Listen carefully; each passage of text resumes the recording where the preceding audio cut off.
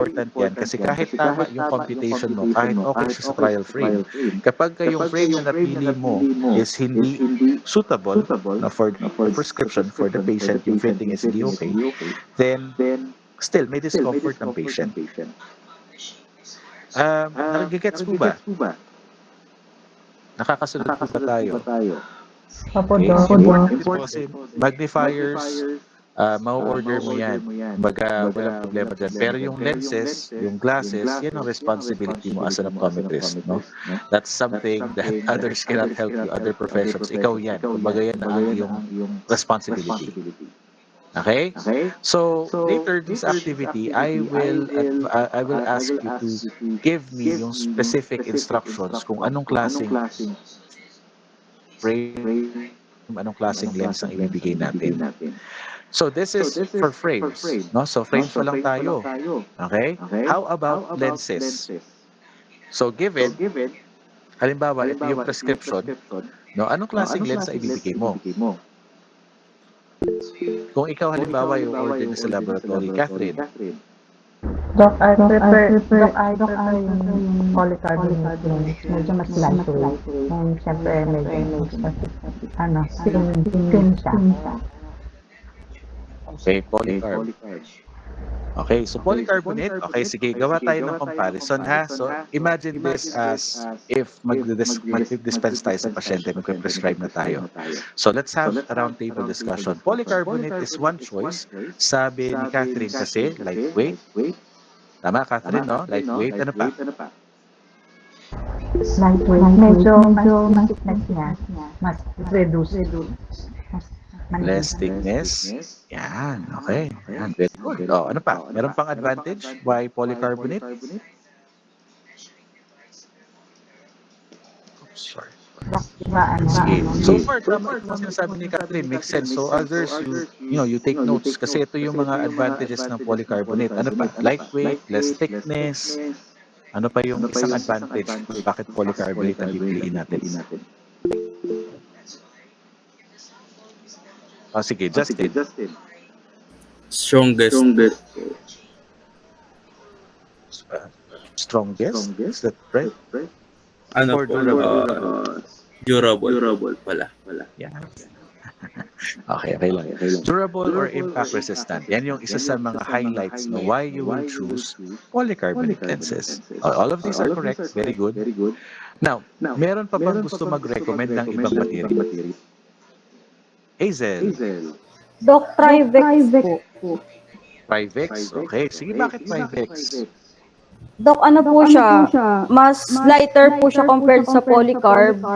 Then, mas scratch resistant po. At saka po, kasi po, pag high power lenses, okay naman po na paspaliitin po natin yung lens size, yung diameter po.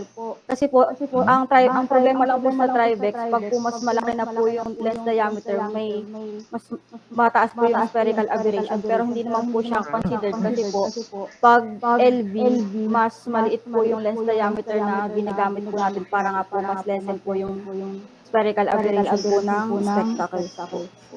Kaya po, para po na po sa Trivex, kasi po lighter po sa polycarb, kasi po mas mataas po yung yung refractive index po. Durable din ba si Trivex? Ano po, Doc? Hindi po siya katulad po ng impact resistant, pero alam ko po parang siya yata po yung ginagamit sa helmet, Doc. Okay. Actually, durable din naman si Trivex, no? So, and alternative din siya for polycarbonate. Okay? Sige. Meron pa bang gusto mag-recommend? Meron pa po bang gusto mag-recommend? Meron pa bang pwedeng ibang recommendation sa lens? Doc, yung pala pong Trivex, mas manipis din po siya sa polycarb. Okay. Yes, actually thinner siya. Basing by index pa lang. Polycarbonate is 1.59, Trivex is anong index ni Trivex?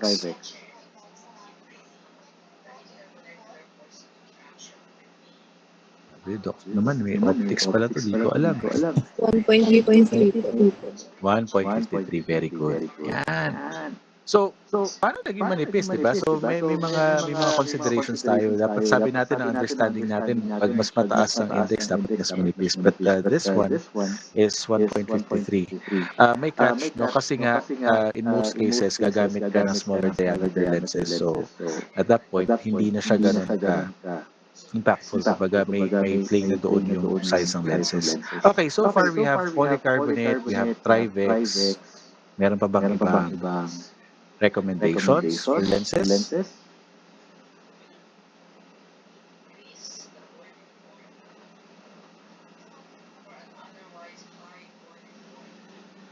Okay. So maglalagay ako ng options dito, 1.61, 1.67, 1.74. Okay? Oh, anyone would like to vote? Maliban dun sa dalawa, may iba pang gustong i-recommend kay patient? Assuming na, let's say, si patient ay yayamanin. Kaya niya yan. Kung ano man na i-recommend mo, bibilihin niya yan. Ano to? Okay. High index. High index, marami yan. Tatlo yan. Saan dyan? 1.74 Doc. Yan po, pwede. 74. Okay, why not? Kaya naman ni patient ito eh.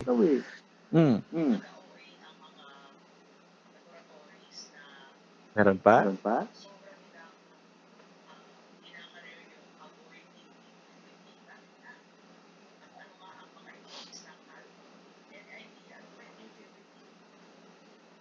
Isip-isip.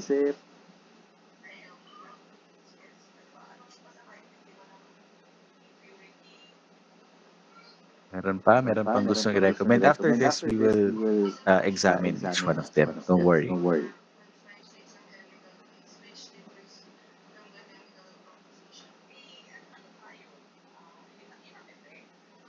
Okay, so far, polycarbonate, Trivex, dalawang option ang meron tayo. No? Dalawang option, kumbaga, ang tinitignan natin. Okay? So, let's break it down. No? So, dagdag lang ako ng mga other values dito, ha? So, for polycarbonate, one of the reasons or some reasons bakit hindi siya pipiliin for high-powered lenses is low yung Abe value niya. Okay? So, means higher yung aberration niya. Diba? So, low yung Abe value niya, high yung kanyang distortion. So, ito siya. So, sabi natin for Abe value, no? Or yung other term for that is constringence, no? So, yung aberration kasi ayaw mo dun sa high-powered lenses. So, one way to check that is by checking yung Abe value. The best lens, no, in terms of Abe value would still be the CR39. It provides good optics. No? However, take a look at polycarbonate 30 and then Trivex at 45. So dito sa dalawa, panalo si Trivex. No? So yun yung isang reason bakit. Another is yung scratch resistance, no? So mas scratch resistance kasi si Trivex kumpara kay polycarbonate. So talaga ang nature ni polycarbonate is mas mabilis siya ma-scratch. Yun yung common na complaint, no? Kahit na impact resistant yan, pagka mga bata natatakbo, after a few months talagang puro gasgas na, that is expected from your polycarbonate lenses. And what else? Reaction sa chemicals, no? Na ano niyo ba to? Aware ba kayo dito kapag yung polycarbonate ay nag-contact sa acetone, namumuti yung lens? Nasabihan na ba kayo tungkol dyan? Yes, Doc. Aware po tayo? So yun, ingat kayo ha, baka mamaya magdi-dispense kayo ng polycarb tapos linis nyo acetone. Tataka kayo bakit namuti na yung lens. So may reaction siya doon. So that's something that you have to know, no, when prescribing lenses. So far, Trivex is good, no, as an option kasi nga siya yung parang alternative for your polycarb in terms of thickness, impact resistance. No? Okay siya. Meron tinatawag kasi, teka lang, hanapin ko yung reference ha. Wait lang. If I have, see ha.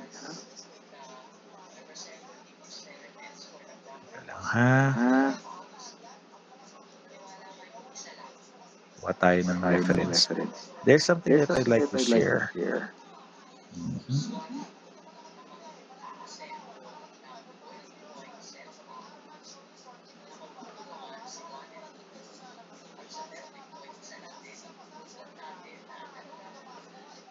tayo ng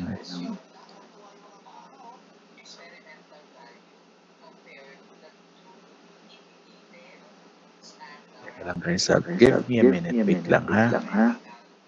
May hihanapin lang akong resource para sa inyo.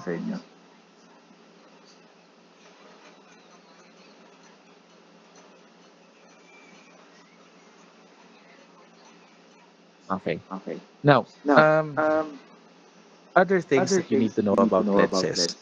So others might say, Doc, bakit yun na lang 167, 174? Okay yan eh. Kasi manipis yan. No? Kumbaga, magaan dapat yan. So mas dense siya. Good. Pero aware ba kayo na 1.67 and 1.74 is reflective by nature? So possible na kapag ito yung dinispensa sa pasyente nyo, may chance na can be reflective. Possible na magkaroon pa ng glare issues yung patient. No, kapag may light pumasok dun sa lens, mag-bounce off siya dahil nga yung material ng lens itself is reflective by nature. So, may chance na ganoon. So, ito yung reason bakit hindi ko siya pipiliin. Aware ba kayo dito? Na-discuss ba ito before?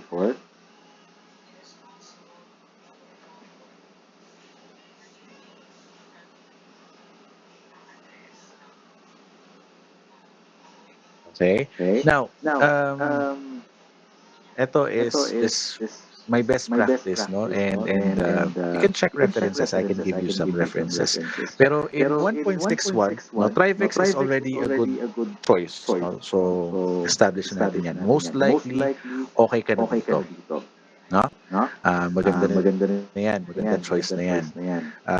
Yung polycarbonate, medyo hindi ko siya pipiliin dahil sa Loabe Valley tapos yung scratch. Prone to scratches. Okay, yung 1.61, meron kasing specific na material. It's called MRA or Mitsui resin. Kasi sa high index, hindi lang siya basta high index. No? Sa optical world, kumbaga, merong mga iba-ibang materials present. And as a optometrist, it's a huge plus if you know your materials well. So may binigay ako sa inyong article dyan about MRA. So yan. So yung MRA, yung 1.61 is a balance between thinness of lenses, good optics, and yung impact resistance. So naisip niyo ba yun? May mga manufacturers na wala silang polycarb and yet meron silang impact resistant lenses. Ito siya. So yung MRA, this is 1.6. No? Kita mo yung kanyang AB value is also good, 41. Compare mo naman sa poly na 30. No? And then impact resistance is also good. No? So very good din siya. So it's also a good alternative na kung naghahanap si patient ng manipis na lens, good optics, and then at the same time impact resistance. So I would say MRA material dito. Yan. So these are the two options that you can choose from. Okay? So, kung tayo ay mag-dispense ng lenses kay patient, so I recommend you read this article. This is a good read. Nasa chat naman na siya. Para at least aware kayo dun sa mga different types of lenses. Okay? May questions pa po ba tayo? Clarifications? Regarding lenses. So, na-cover na natin yung frame. Na-cover na natin yung lenses. Okay? And of course, always get mono PD and height. So, standard practice yan. No? So, huwag kayong mag-base lang na binocular PD kasi bakit? Halimbawa, kung ang PD ng patient natin bata 55. So, binocular PD is 55. So, ang gagawin kasi sa laboratory niyan is i-divide niya lang by 2. So, ang mangyayari, ang mono PD niya, default will be divide by 2 mo lang siya to 27.5 then 27.5, di ba? What if pagkuha mo ng monocular PD, and this is mostly the case kapag mga pasyente natin ay may high UR, may mga slight na misalignments yan, or by anatomy talagang hindi naman pantay, hindi naman symmetric yung mata ng pasyente. So, actual mono PD. Ang meron pala sa patient ay 20, let's say for example, 25 over, masyado malaki, 26 over, let's say, 29. O ba? 26 plus 29. Sorry. 26 plus 29. Uy. 26 plus 29. 55. Yan. See? Parehas yan mag-i-equal to 55. No? Pero kita nyo yung difference. No? So yung isang mata, 1.5 millimeter off, and then the other eye, napakalaki ng difference niya. So that alone might cause discomfort. No? So meron na agad off-centered lenses yung patient mo. Another story pa yung height. Kasi ito is horizontal alignment. The height is your vertical alignment. So kung off na yung PD, off pa yung height. So kahit okay ang frame mo, okay ang lens choice mo, kung pangit yung parameters na nakuha mo, hindi siya accurate, then you will still have problems with your patients. Okay, and this principle applies not just for low vision, pang lahat yan. Okay? May questions pa po ba tayo? Clarifications. Okay, so narinig niyo na ba yung tolerance for lenses?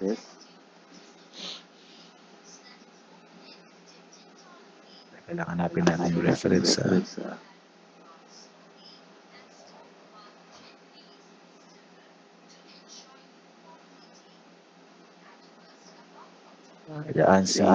si 80.1.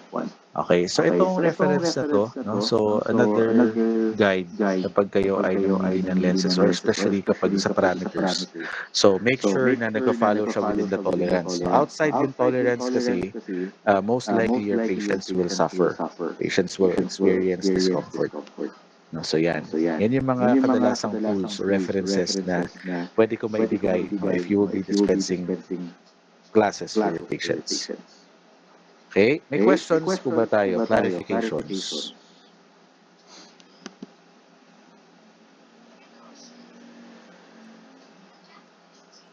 Clear po, Doc, so far. Sige. Alright? Sige. Check nyo muna yung reference. Sige. Send ko sa inyo tong file now para at least may reference kayo. Huh? Wait lang.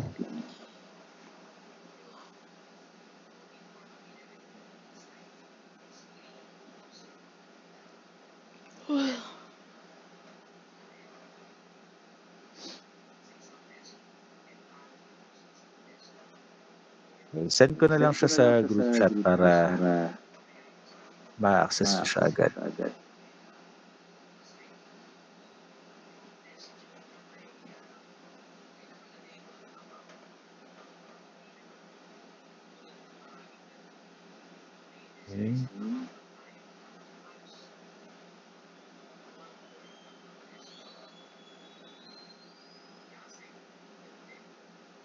Alright, sige. So, if wala nang questions, then I will give you yung activity for today. No? So, I've prepared a short activity.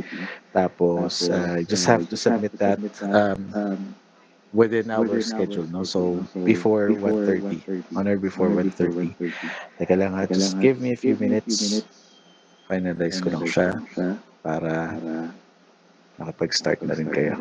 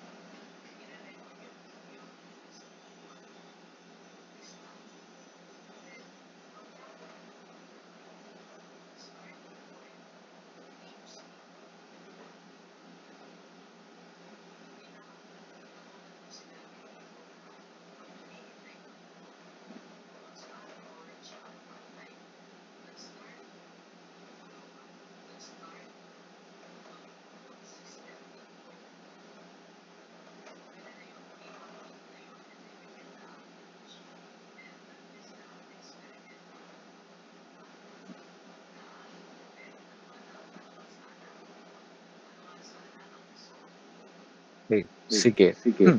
So, eto na. Okay na yung ating form. Right? So again, until 130 lang ito ha. This is worth 40 points. Kailangan yung i-attach yung computation mo. So I need yung computation to check if kayo ba ay naka-follow na. Then, saan yung ating...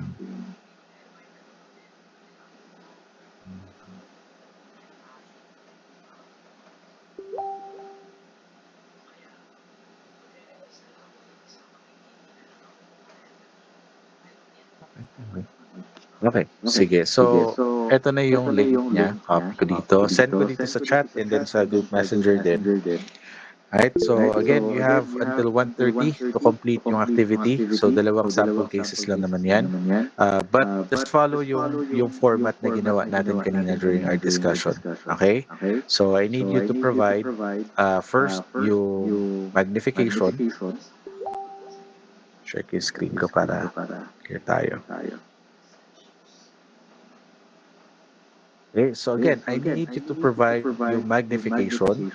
Okay, so ito yung i-upload na mismo. Kailangan makita ko kung paano siya na-compute. What will be your prescription? Anong klaseng magnifiers yung ibibigay mo? No? So, kung isang device lang ba yan?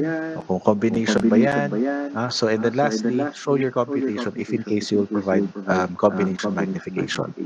Okay, so dalawa yung cases natin dito. Right, you just have to analyze.